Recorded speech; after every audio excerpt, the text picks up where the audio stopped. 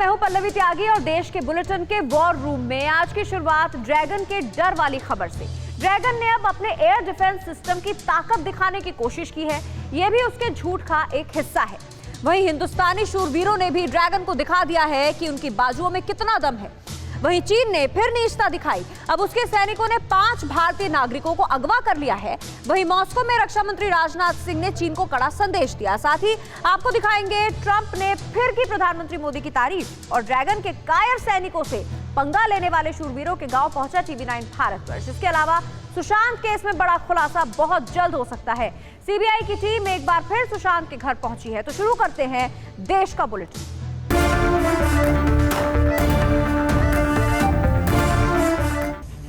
Dragon की नकली training के बाद आपको दिखाते हैं भारतीय सेना के शूरवीरों की वीरता का प्रमाण, बहादुरी का सॉलिड सबूत। देखिए, जिनपिंग के कायर जवानों के नकली ट्रेनिंग के वीडियोस बहुत देख लिए। ड्रैगन के बुज़दिल आर्मी के झूठी वीरता के सबूत आपने बहुत देख लिए। चीन के ऐसे प्रोपेगेंडा वीडियोस भी आपने बहुत देख लिए। हम आपके लिए लाए हैं हिंदुस्तानी शूरवीरों के अदम्य साहस और वीरता के साक्षात प्रमाण।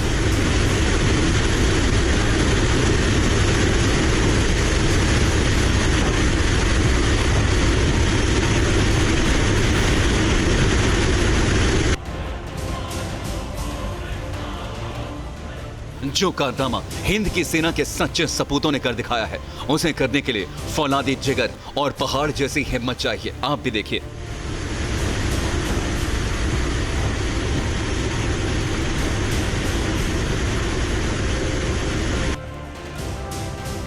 जमीन से हजारों फीट की ऊंचाई पर ऐसे छलांग लगाना बच्चों का काम नहीं। यह भारतीय सेना है। हम प्रोपेगेंडा वीडियोस में यकीन नहीं रखते, हम सिर्फ बहादुरी के सॉलिड सबूत दिखाते हैं। यह वीडियो भारतीय सेना ने जारी किया है।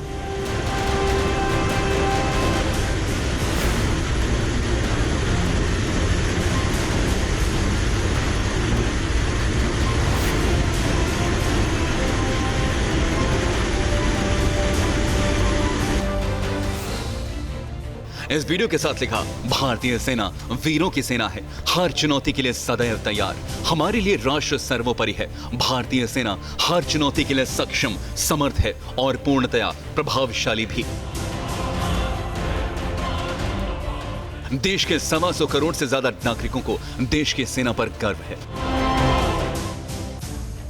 लद्दाख में पिटने वाला चीन अरुणाचल में नीचता की हदें पार कर रहा है। चीनी आर्मी ने 5 भारतीयों को अगवा कर लिया है।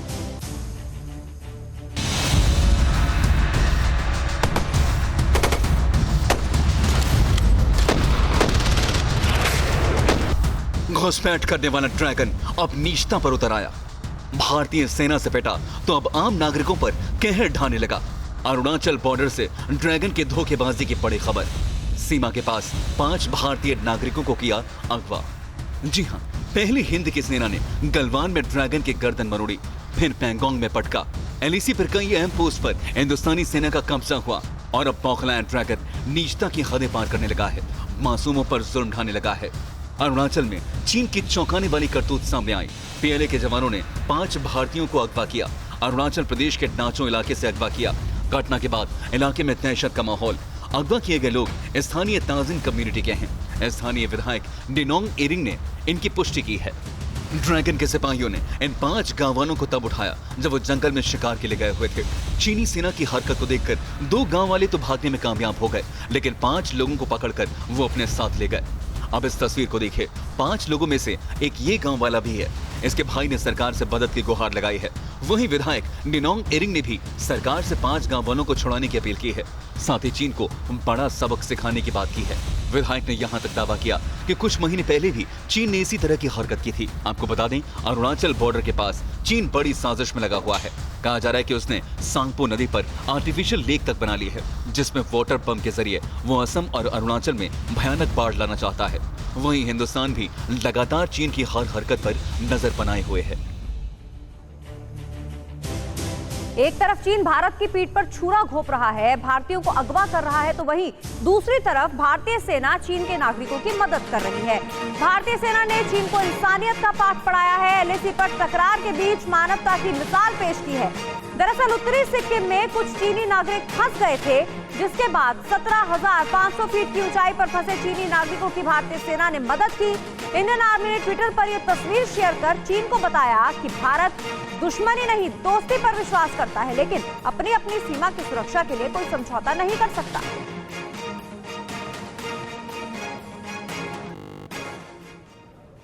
पेंगोंग में चीनी सैनिकों को मारकर भागने के बाद भारतीय सेना ने अपनी पोजीशन मजबूत कर ली है और अब आईटीबीपी के जवान ब्लैक टॉप के पास मजबूती से खड़े हैं।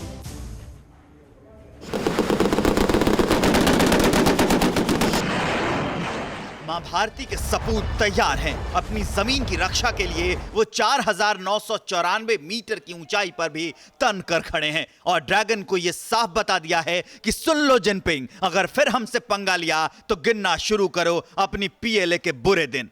अब तक आईटीबीपी मुख्य रूप से फिंगर 2 और फिंगर 3 के पास धनसिंह पोस्ट में पैंगोंग के उत्तर में मौजूद था। आईटीबीपी ने पिछले हफ्ते एलएसी के पास 6 दिन पहले ही सैनिकों को तैनात किया।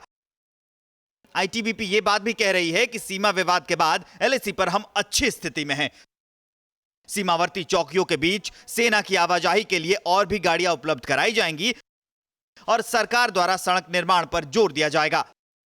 भारतीय सेना, आईटीबीपी और स्पेशल फ्रंटियर फोर्स ने संयुक्त रूप से helmet top, black top, yellow bump के पास की पहाड़ियों में दबदबा कायम रखा है। इन इलाकों में कभी पीएलए नहीं था। इतनी ऊंचाई पर पीएलए कभी नहीं आ सकती। उनके सैनिकों के सीने में वो जज्बा नहीं, लेकिन भारत मां के आईटीबीपी के सपूतों के पास इस इलाके में 39 ऐसे पोजीशंस हैं जहां वो मजबूत हैं। आईटीबीपी चुशूल और तारा सीमा चौकियों के पास अच्छी संख्या में मौजूद है। बाकी कंपनियों को चंडीगढ़ से एयरलिफ्ट किया जा रहा है।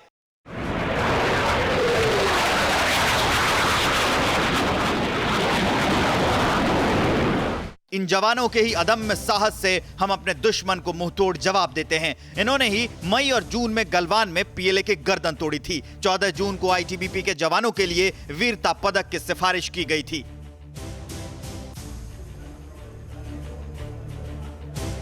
मॉस्को में राजनाथ सिंह ने साफ साफ कह दिया है कि चीन को अपनी जगह पर वापस लौटना ही होगा। चीनी रक्षा मंत्री के साथ 2 घंटे 20 मिनट की पूरी मीटिंग के दौरान राजनाथ सिंह ने दबदबे के साथ भारत का पक्ष रखा। एक एक तस्वीर कई कहानियां कह रही हैं। भारत के रक्षा मंत्री जब चीनी रक्षा मंत्री से मिले तो सच का सर तना हुआ था, जबकि झूठ और फरेब की आंखें झुकी हुई थीं। राजनाथ सिंह की अगुवाई में मौजूद पूरे भारतीय डेलीगेशन की बॉडी लैंग्वेज को देखिए और फिर उनके मुकाबले सामने चीनी रक्षा मंत्री वेई फिंगे के नेतृत्व में चीनी दल पर नजर डालिए। फर्क बिल्कुल साफ है। सच के साथ खड़ा पक्ष सीमा पर हुई गुस्ताखियों के लिए सवाल पूछ रहा है, जबकि ऐसा लग रहा है सामने वालों के पास इसका कोई जवाब तक नहीं। नजरें झुकी हुई हैं, सच के सामने सिर उठाने का साहस नहीं है। रक्षा मंत्री राजनाथ सिंह के हाथों के इशारों को देखिए, सख्त मिजाज, सवाल पूछने के अंदाज को भी भांपिए। इस मीटिंग के लिए भारत ने तो पहले मना कर दिया था। संदेश साफ था, धोखेबाजों के साथ बातचीत की कोई जरूरत नहीं, क्योंकि उनकी बातों का कोई भरोसा नहीं। लेकिन चीनियों के लगातार गुजारिश के बाद भारत ने बातचीत के लिए हामी भर दी। भारत और चीन के बीच एलएसी पर जारी सैन्य तनाव के बीच भारत और चीन के बीच टेंशन हाई है। एलएसी पर जारी सैन्य तनाव के बीच दोनों देशों के रक्षा मंत्रियों के बीच शुक्रवार रात 9:30 बजे बातचीत शुरू हुई। लेकिन मॉस्को के मेट्रोपोल होटल में मुलाकात शुरू होते ही राजनाथ सिंह की अगुवाई में भारतीय दल का जो अंदाज सामने आया, उससे साफ हो गया कि बातचीत तो ठीक है, लेकिन सरहद पर समझौते की कोई गुंजाइश नहीं। वहीं इस मुलाकात के बाद ड्रैगन ने एक और चाल चली है। चीन के रक्षा मंत्रालय ने एलएसी विवाद के लिए भारत पर ठीकरा फोड़ा है। चीनी रक्षा मंत्रालय ने स्टेटमेंट जारी कर कहा कि एलएसी को लेकर भारत पर विवाद सुलझाने की पूरी जिम्मेदारी है। यह बयान तब आया है जब चीन रूस में भारत से बात करने के लिए गिड़गिड़ा रहा था। राजनाथ सिंह ने चीन पर यह कहकर सीधा हमला किया कि क्षेत्रीय स्थिरता और शांति के लिए आक्रामकता ठीक नहीं है। यह बात उन्होंने फिंगे की मौजूदगी में कही। चीन से टेंशन के बीच रक्षा मंत्री राजनाथ सिंह का मॉस्को दौरा अपने आप में काफी अहम है। यहां पहुंचकर रक्षा मंत्री ने एक साथ चीन और पाकिस्तान तक कड़ा संदेश पहुंचा दिया है। मॉस्को में रक्षा मंत्री की कही गई हर बात दुनिया के लिए बड़े संदेश की तरह रही। राजनाथ सिंह के जरिए भारत ने खास तौर से चीन और पाकिस्तान जैसे मुल्कों को यह बताने की कोशिश की कि बदले हुए भारत का रुख क्या है। मंच बड़ा था और देश के रक्षा मंत्री ने दुश्मनों तक पैगाम पहुंचाने के लिए इसका बखूबी इस्तेमाल किया। रक्षा मंत्री का संदेश और उसके जरिए दुनिया के लिए भारत के संकेत को भी समझिए। चीनी रक्षा मंत्री के आग्रह पर बातचीत के लिए राजी हुए राजनाथ संकेत गया, भारत अब झुकने वालों में नहीं। भारत वैश्विक सुरक्षा के लिए प्रतिबद्ध, इसके जरिए विश्व के लिए खतरा बन चुके चीन को दो टूक कहा। वैश्विक सुरक्षा अंतर्राष्ट्रीय कानूनों से जुड़ी हुई हो, इसका संकेत गया। चीन की मनमानी का विरोध हुआ। भारत में एक दूसरे पर भरोसा जरूरी।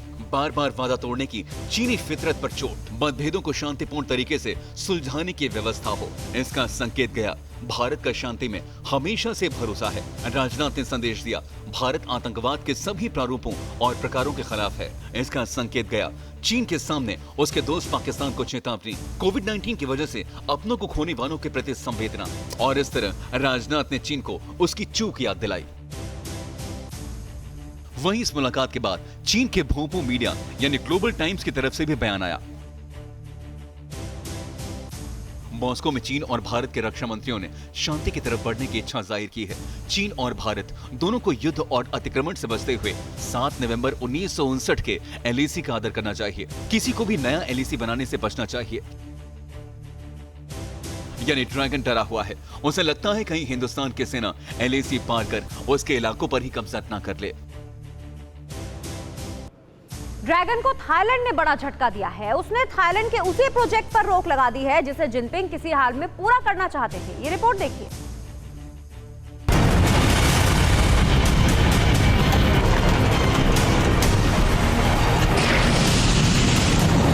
ड्रैगन को लगा बड़ा झटका, अब थाईलैंड ने पटका। ड्रैगन का समंदर वाला ख्वाब कभी पूरा नहीं होगा।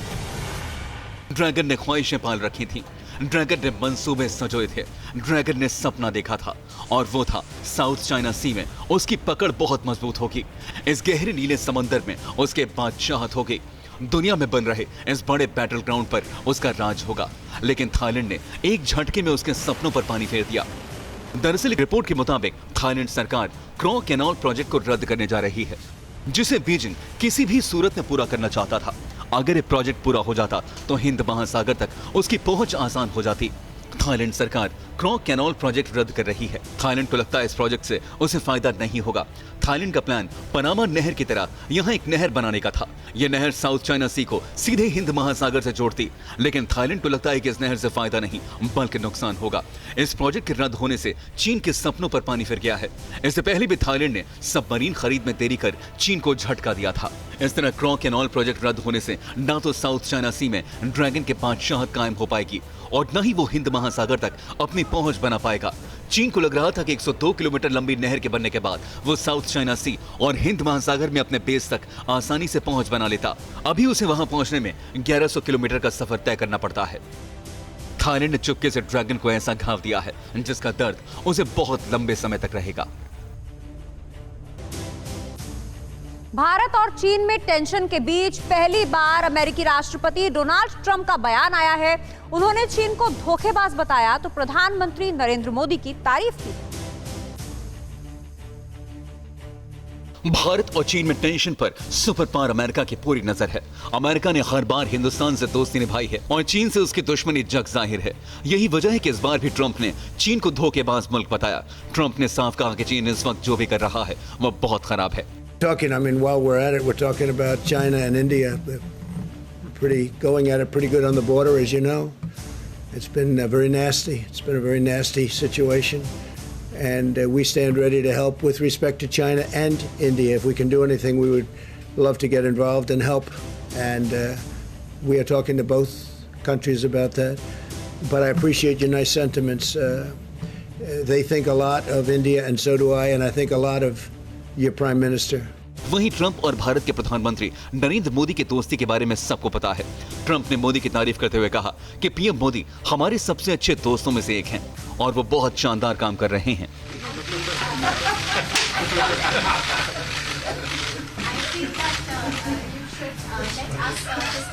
Prime Minister Modi, and this was at where they play football, Houston football team.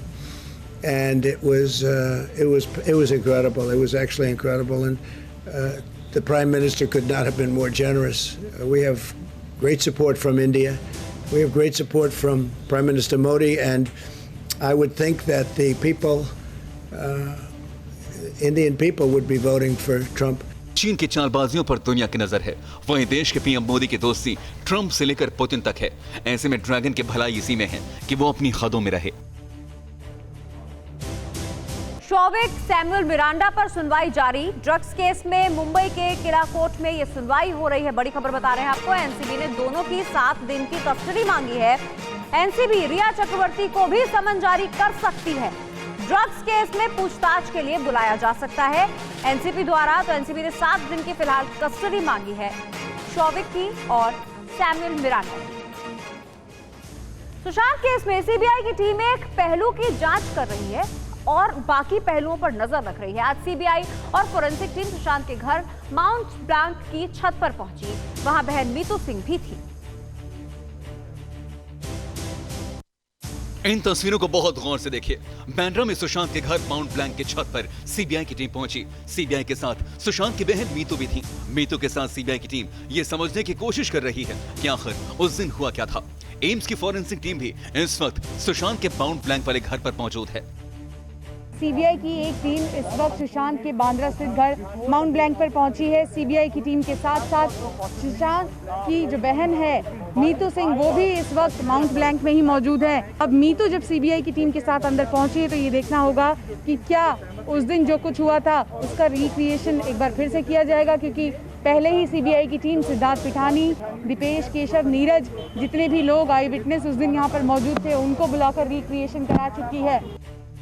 वहीं एक्ट्रेस कंगना रनौत और शिवसेना सांसद संजय राउत के बीच चल रही जुबानी जंग महाराष्ट्र की सड़कों पर आ गई। मुंबई पुलिस पर लगातार आरोपों की बौछार करने वाली कंगना से संजय राउत गुस्से में ऐसे लाल हुए कि उन्होंने कंगना को मुंबई में एंट्री न करने की धमकी दे डाली। तो कंगना का फिर से ट्विटर पर जवाब आया। उन्होंने कहा कि किसी के बाप में हिम्मत है तो रोक ले। अब कंगना को हरियाणा के गृह मंत्री अनिल विज का साथ मिला है। उन्होंने कहा कि सच्चाई को दबाने नहीं दिया जाएगा, कंगना को सुरक्षा मिलनी चाहिए। शिवसेना रौनक के कोई खानदानी प्रदेश है क्या? उसके पिताजी का प्रदेश है क्या? भारत का हिस्सा है वो, कोई भी उसमें जा सकता है। और इस प्रकार के लोगों को जो इस प्रकार की धमकियां देते हैं, इनके खिलाफ कार्रवाई करनी चाहिए। वैसे सुशांत केस में ड्रग का एंगल सामने आने के बाद कंगना ने आरोप लगाया है कि बॉलीवुड में नशे का कारोबार आम बात है। सुशांत केस में एनसीबी ने शौविक के साथ 5 लोगों को गिरफ्तार किया है। सुशांत को ड्रग्स देने को लेकर रिया चक्रवर्ती के खिलाफ भी काफी सबूत मिले हैं। सुशांत केस में रिया चक्रवर्ती के भाई शौविक समेत 5 लोगों को एनसीबी गिरफ्तार कर चुकी है। अब रिया चक्रवर्ती पर एनसीबी का शिकंजा और भी कस गया है। खबर है कि सुशांत को ड्रग देने को लेकर रिया चक्रवर्ती के खिलाफ काफी सबूत मिले हैं, जिसके आधार पर उसकी भी गिरफ्तारी हो सकती है। जो चैट सामने आए हैं, फिर वो चाहे सैमुअल मिरांडा के हो, चाहे शौविक चक्रवर्ती के हो, जया शाह के हो, हर चैट में ड्रग्स की बात जो है वो सामने आई है। आज शौविक को और सैमुअल मिरांडा को दोनों को ही कोर्ट में पेश किया जाएगा। इसके अलावा दीपेश सावंत, उससे भी पूछताछ हुई। कल रात भर एनसीबी की जो टीम है उन्होंने दीपेश को अपने दफ्तर में बिठा कर रखा और दीपेश ने इस बात को कबूला कि वो ड्रग्स लेने गया था। हालांकि ये ड्रग्स किसके लिए लेने गया था इस बात का खुलासा नहीं हुआ। साथ ही शौविक और सैमुअल मिरांडा जो ड्रग्स लाते थे, क्या ये ड्रग्स वो अपने कंजम्पशन के लिए ला रहे थे या फिर ये ड्रग्स सुशांत को दिया जा रहा था, इस बात की भी जांच जो है वो फिलहाल चल रही है। तो ये देखना वाकई दिलचस्प होगा कि एनसीबी की टीम कब रिया के घर पहुंचती है और कब यहाँ पर छापेमारी होती है। एनसीबी की गिरफ्त में आए रिया चक्रवर्ती के भाई शौविक और ड्रग पेडलर सैमुअल मिरांडा को आज कोर्ट में पेश किया जाएगा। कोर्ट में पेशी से पहले सीबीआई ने उसका मेडिकल परीक्षण कराया। मिरांडा और शौविक को कड़ी सुरक्षा के बीच साइन अस्पताल ले जाया गया, जहां सैमुअल मिरांडा, शौविक चक्रवर्ती और कैजान, इन तीनों आरोपियों का कोविड टेस्ट कराया गया, जिनकी रिपोर्ट नेगेटिव आई। सुशांत केस में सैमुअल मिरांडा और शौविक की गिरफ्तारी के बाद एनसीबी दीपेश सावंत से पूछताछ कर रही है। मिरांडा और शौविक की निशानदेही पर दीपेश से रात भर पूछताछ की गई, जो अब भी जारी है। अब तक की पूछताछ में पता चला है कि सावंत ने भी 2 से 3 बार ड्रग्स लिया है। संभावना है कि दीपेश सावंत को भी गिरफ्तार किया जा सकता है। न्यूज़ टॉप 9 रोज सुबह 7 बजे और शाम 7 बजे सिर्फ TV9 भारतवर्ष पर।